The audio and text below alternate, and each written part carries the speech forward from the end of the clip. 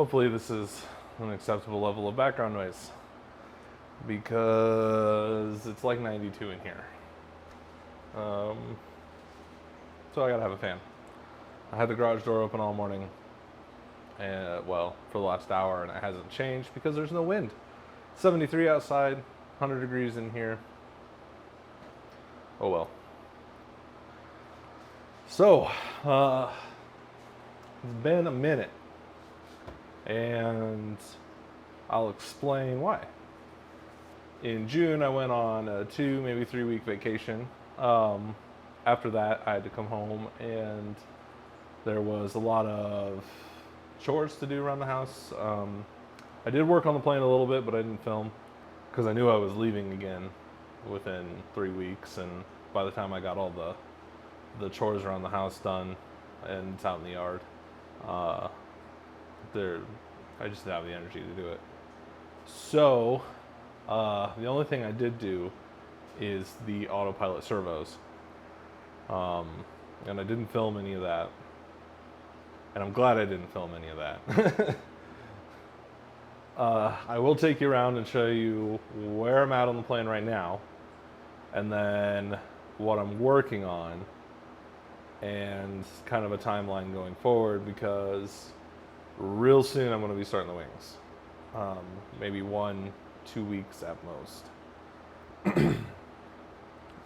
After AirVenture, I have a lot more motivation. It was my first year going, and I'll probably be going every year going forward because it was a blast. I camped with the chapter all week. We were pretty darn close to the field in Camp Scholar, so I don't know if that's how you say it, but whatever. We were up there, and I didn't even get to see everything as far as like going out and looking at the warbirds or whatever, just doing workshops and forums and whatnot, and of course the Stoll demo and going out and checking that out. So a lot of fun, but I just got back Monday. It is Saturday. I was out here yesterday. They were doing windows, so I didn't want to record. There was a lot of noise. While I was at AirVenture, I decided that I'm going to switch to Behringer brakes. So I will have to replace the master cylinders at some point. They are swamped with orders. There was a lot of interest around Behringer, specifically due to the new tire that Brian has also done a video about. He's already got the wheels and the tires, so I suggest watching his video if you want more information about that. But especially with me not having any time behind the stick, really, I decided that tire is really the only option for me for the first 100 to 200 hours, and then I can, grab the wheel, the 6-inch wheel, and do 29 Alaska Bush wheels. But honestly, the upgrade will pay for itself with one set of tires, and that's how I kind of justified it, because it was rather expensive, but thankfully they had a small deal. Behringer did, so I'll get to take advantage of that since I was at AirVenture. Just waiting on them to call me back and get me an order. All right, so I got all these glued in, or not all. I got both of these glued in. I followed Brandon's instructions on the video that I did with him, where you put you can see them right there, the little rib stiffeners. I clamped one right on the outside edge of this, and then used that as a measuring angle for this piece here. Yeah, I have to blend these. I put the floorboards in. Those are in and good. I used the clip nuts and some robust fasteners. There's a couple washers on, I think each side needed 2 down here on like this one, or I don't remember if it was this one. but each side needed two. I have to take this one out to blend this in, but I did a little work on just these two corners because this is where I was sitting yesterday and this is where the vacuum is. I got out the floorboards for the baggage and I got one coat of varnish on those. I know you don't have to do the tops, but I did them just to seal in the fiberglass a little bit so it didn't get on my hands. I might actually still paint these just to make them look a little nicer. I'll probably also go to like Joann's and get a little bit of fabric and put a nice layer of fabric on top just to make it look a little nicer in there. Got the trim actuator is installed.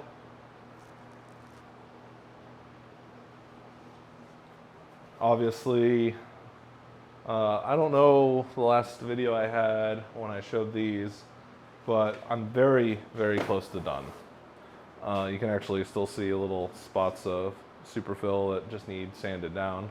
And it's honestly the same with this one. You can see that that's pretty darn good. I don't know how well it's going to transfer onto the camera, but I've probably got a little bit of more work to do with these, but they're honestly really close to getting these sanded and matched a little bit. A little bit more work to do there. I got the tail light housing glued on. That was really nothing special. It's just a little bit of high sol, stuck it on, clamped it down. These still need a lot more work. This comes to an odd point right here that needs sanded down a little bit, and this one does the same. So these need more work, not much. Same with all of these. They need just a little bit more work. A little bit of hand sanding on top of like blend sanding, where like this is still very sharp. Like I can very obviously tell that that's a transitioning. That's the best way to put that. I got this Autopilot servo done. It's in there. High sol, riveted. Just follow the directions. This one was really easy to do. I was worried that the measuring was going to be really hard. It's not.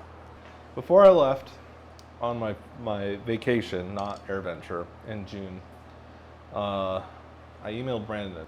So I asked him, I was a little bit anxious. I asked him, what do I need to know about these servos?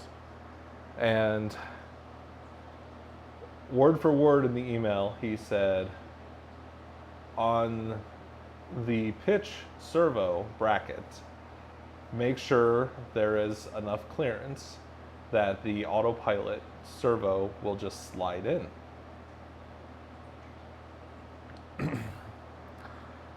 So I think in my head I wanted to do the AP servos before I went on vacation and never got to it. Well, I go on vacation, I get back and I forget about the email.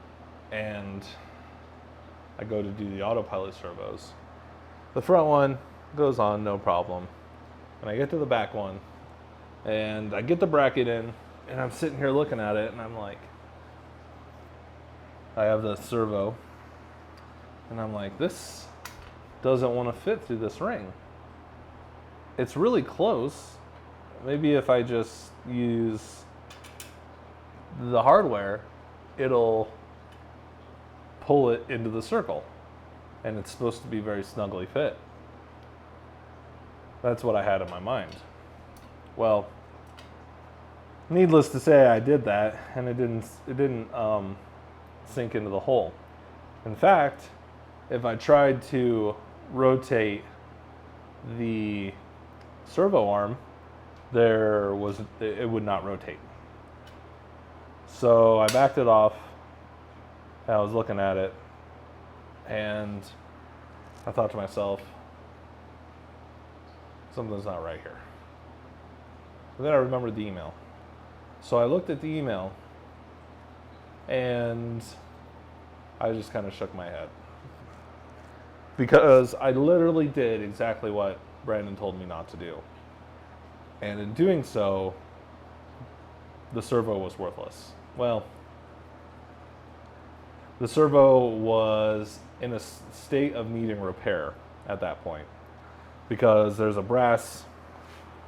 this brass bushing right here cannot be pushed in, and it's flat on the other side, so if you push it out, it catches, and then it's fine. But there's the tolerances inside the servo are so close that if you push on that ring at all, the servo then needs repaired. So at AirVenture, I talked to Garmin, and all they could do for me was a repair, and not an RMA repair, and not warranty. Since I did it, this isn't the first time they've had it, and since I did it myself, well, it is what it was. So actually, this week I started the RMA process. I already have the new one. The old one's on its way to Garmin, but they already got me a new one. I couldn't believe that. So yeah, solid customer service. Once I figured out where I needed to go to get the service, I tried a couple times, and I think I got routed to certified, and they wanted a vendor ID, and experimental, you don't need any of that. Once I got to the experimental support, it was fine. Service was great.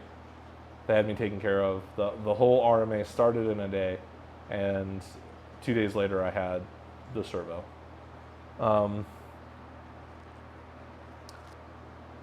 But yeah.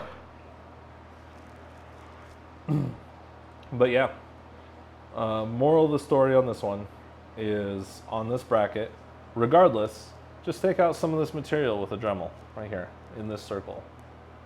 Just remove some. There's plenty of clearance between the Autopilot stop holes and this circle, so just remove some material, come in with your patch paint or whatever it's called, and paint this black, which I still need to do. I'm gonna dry fit that servo in here, and then I'm gonna take them both out so they don't get dirty.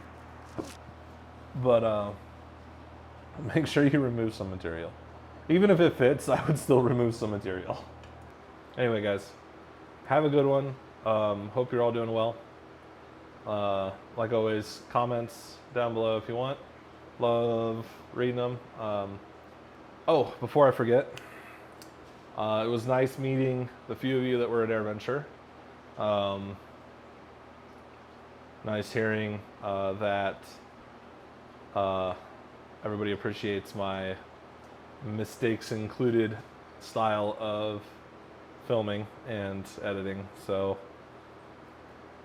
I will keep doing that. I'm sure I'll make plenty of mistakes. A lot of this is really new to me, and I sometimes get in my own way, like with the Autopilot servos. But yeah, I think everybody has a tendency to do a little bit of that. So yeah, anyway, till next time, I will catch you guys later.